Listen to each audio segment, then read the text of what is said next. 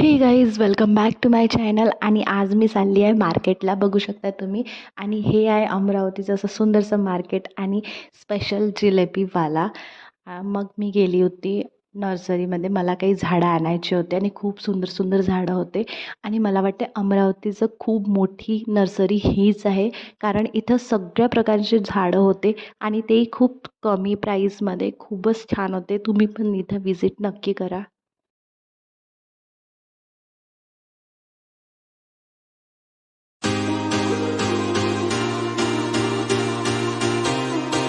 गरज नाही आहे, तरी म्हटलं चला जाऊ द्या, एवढ्या दूर आलो आपण तर काही तर घ्यावेच लागेल, म्हणून मी इथे घेतलं थोडं भाजीपाला.